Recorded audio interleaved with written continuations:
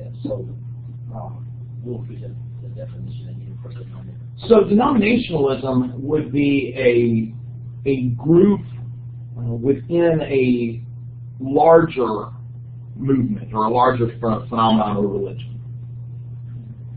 So there are a group within. Yes, and so it's kind of like you would see your particular group.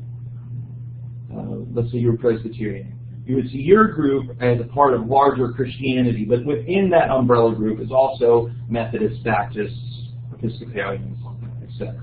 Kind of went under the Protestant umbrella. Yeah, that kind of thing. Yeah, and there's different types of Protestantism or different types of Christianity, where the sect would say it's us, and everybody else is wrong. Okay, so just briefly about the Pharisees and Sadducees, they would be sects. Yeah, and so when you look at early Judaism or Judaism in the first century, the term sect would apply. Okay. So it's not just theological issues that are a part of this.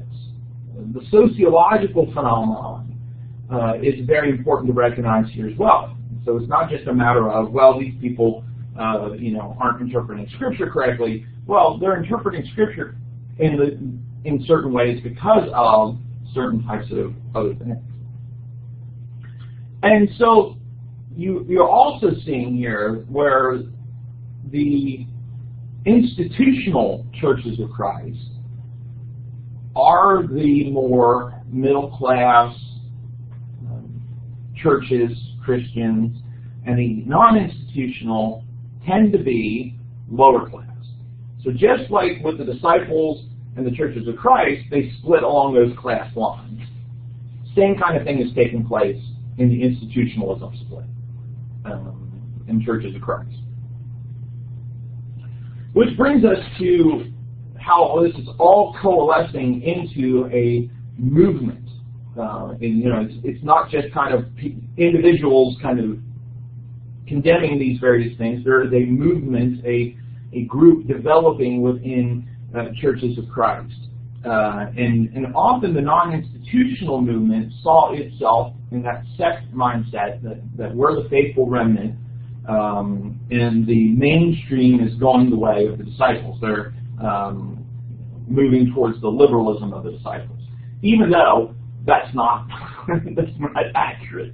There was nowhere near the same type of approach in the institutional churches of Christ like there was in the disciples split. Mainstream churches of Christ often refer to the non-institutional movement as antis or antis, depending on your accent. And so, if you and you'll still hear this term today, and people talking about a variety of different congregations. The non-institutional movement isn't as large as the mainstream movement, but there's still a sizable non-institutional presence. Several thousand congregations within the churches of Christ. But often, the term, in order to identify, that church, they're antis. They're antis. But it sounds like somebody, aunties and uncles kind of thing. No, that's not what it means. Right?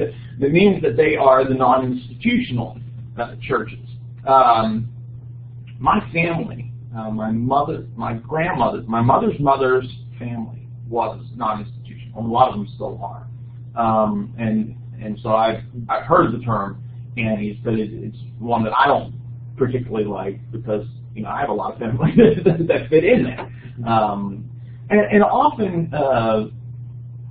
when you use terms like that, it's an attempting to define a group by what they are against, as opposed to what they're for, right? And so, it's the outsiders trying to identify that. But you need some sort of term to try and, because there is this distinct movement. So I tend to prefer just using the word non-institutional, even though it's a lot quicker and easier to say antis.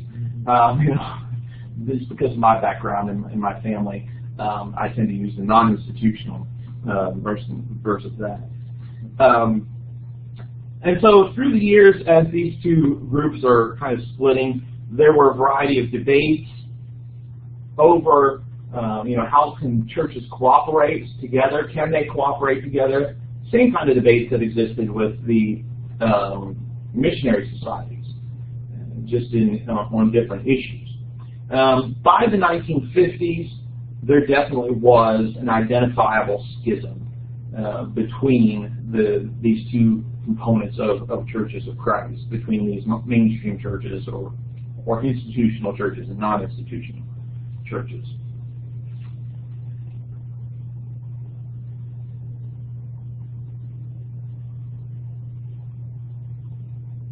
Often, as we mentioned, there was very important class divisions here, just as there had been in the other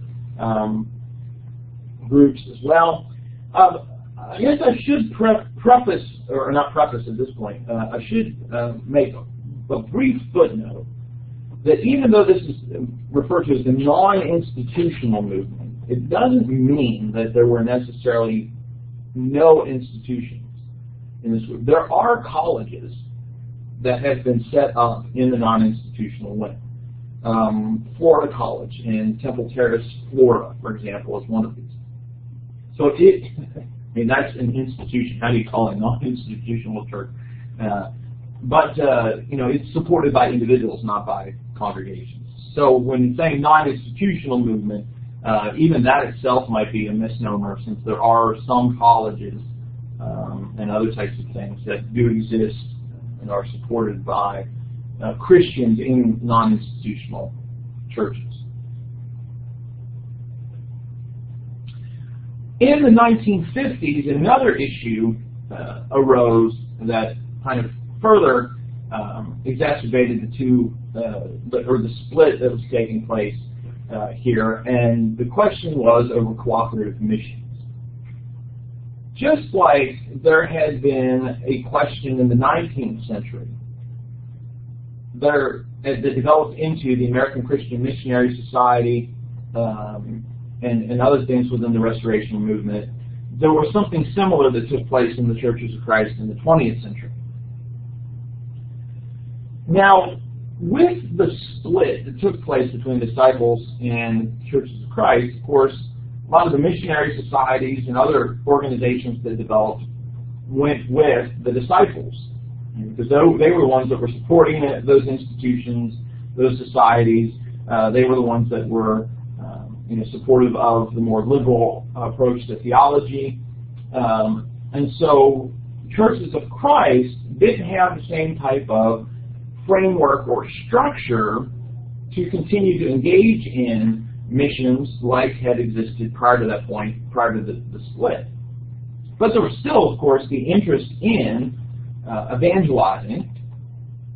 But it's really World War II that brings to life a new wave of missionary interest in Churches of Christ, in that a lot of people, a lot of the males in Churches of Christ served in the Army and other branches of the armed forces, went over to Germany, went over to other places, and kind of recognized, wow, these people that we're encountering, they need to hear the gospel. And so they come back from the war with, we need to be going over to Germany, we need to be going over to Europe, we need to be going over to Japan, we need to be going over to these other places and sending missionaries to them to spread the gospel. And so even during the war, soldiers were sending articles into the Gospel Advocate and other journals about the need for missions and mission work.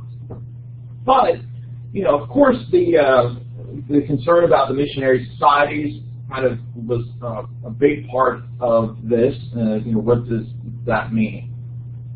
On the other hand, of course, there was a great concern for the enormity of this. Because by the early 20th century,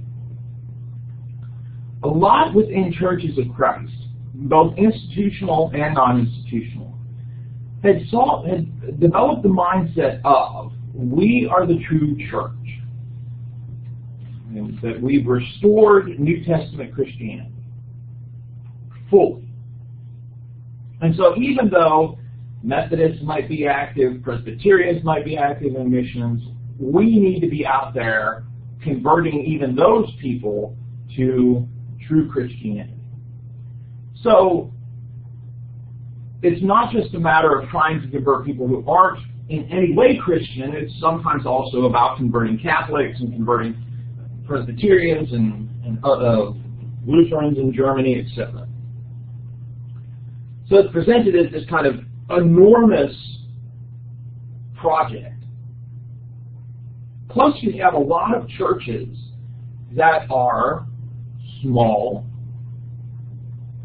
Their contributions are not very big because they're made up of, it's a small group to begin with, and then maybe a lot of people that don't have a lot of money that they're able to contribute. So, what's able to be drawn together by the members of the local congregation is not sufficient to send a missionary over.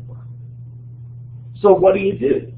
Well, G.C. Brewer developed what he called a sponsoring church approach to missions, where multiple congregations would work together predominantly with a large congregation, and each of these smaller congregations would send some support to the sponsoring church, and that church would use that money to fund mission work.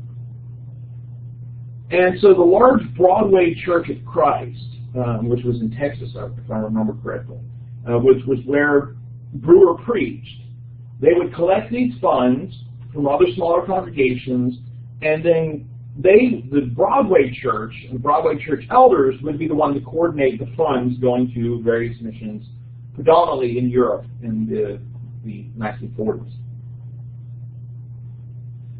And so there's this encouragement by Brewer and others of working together because a local congregation might not be able to support a missionary. And so there is this increase in foreign missions that takes place. So Brewer starts it at Broadway. He will leave to go to the Union Avenue Church in Memphis. He'll start a similar plan there. The focus there is Japan. Broadway was more focused on Europe and Germany. And then other larger congregations did something similar.